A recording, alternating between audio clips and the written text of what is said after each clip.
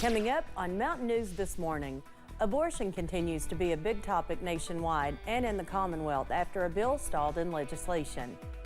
And one bill that did make its way through legislation will soon fund therapy for stuttering impairments. Dedicated to Eastern and Southern Kentucky, this is WYMT Mountain News this morning.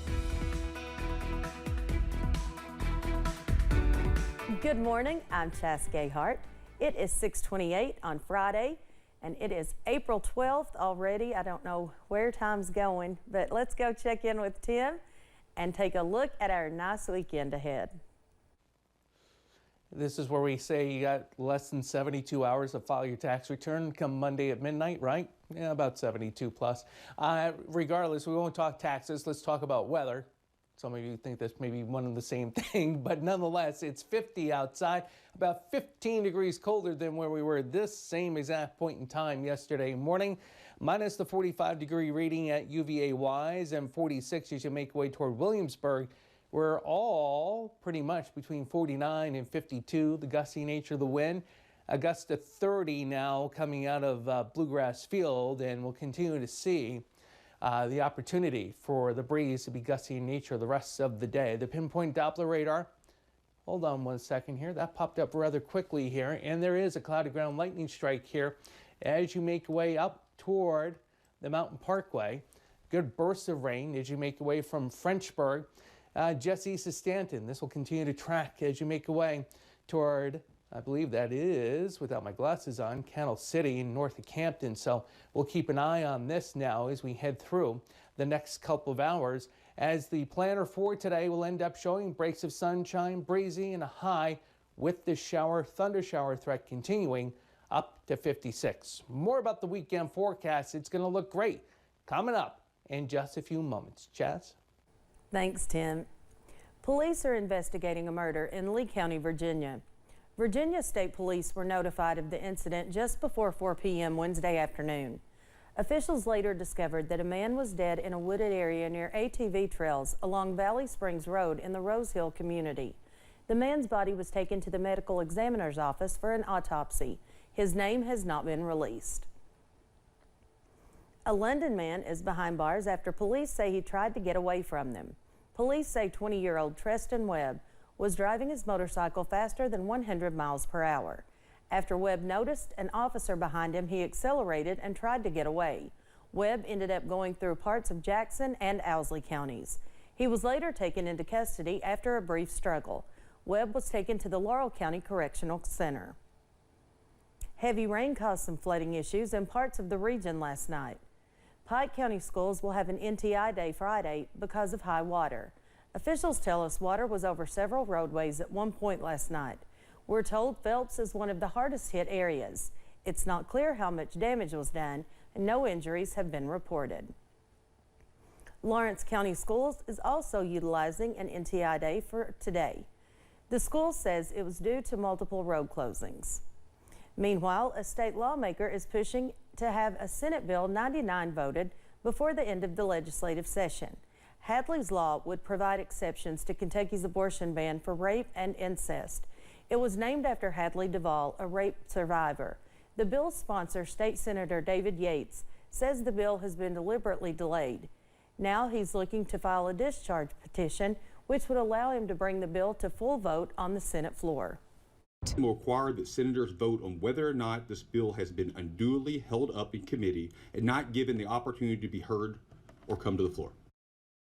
There are just 2 days left in the legislative session, today and Monday. Hadley's Law wasn't the only bill stalled in legislation. This is the 5th legislative session that has been the Crown Act introduced. And as Jessica Umbro reports, there's a chance it will not pass yet again. I think there will be a day when it's finally passed. I regret it didn't happen when it was while I was there, but I'll celebrate it when it does. Another year, another missed shot at making the Crown Act law in Kentucky. Senator Whitney Westerfield sponsored this year's version of the bill. I think there's a lack of understanding of what the black community's got to deal with.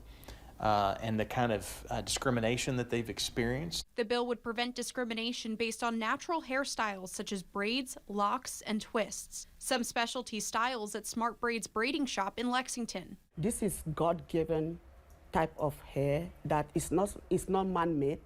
It's something that they gave birth to people with it, and they grew with it. Owner Odelia Chindo says natural hairstyles are not just about expression. They're also about safety and personal care for people of color. When you have texture your hair like with a relaxer that is no longer unnatural hair, you lost the texture of your hair. At times it makes your hair thin, at times it makes your hair break.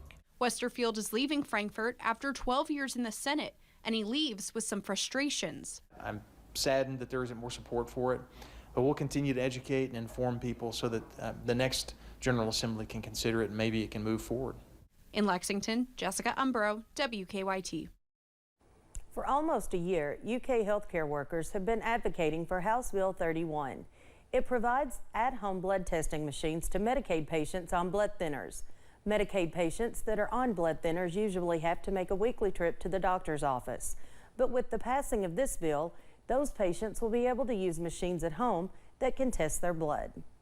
Here's a machine that a diabetic uses to check their blood sugar, and that's very similar to what these home INR machines look like. Medicaid is state to state, and so I hope that since Kentucky has done this, other states will follow suit, and Kentucky can kind of be the model for the rest of the country to give patients access to this great monitoring system.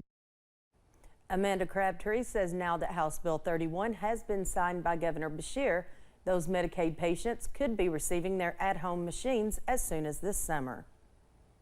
Governor Andy Beshear signed 144 bills into law this session, including Senate Bill 111, which was supported by former UK basketball player.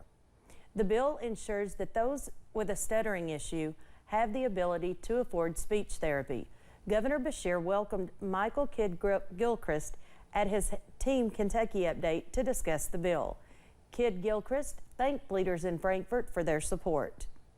I made a commitment to UK, but also the state, and I'm fortunate enough to help the state and also adults like myself who stutter in the future. Gilchrist provided his own story of overcoming a stutter in support of the bill. Gilchrist says he is not just a national champion, but a person who tried to make an impact in the state.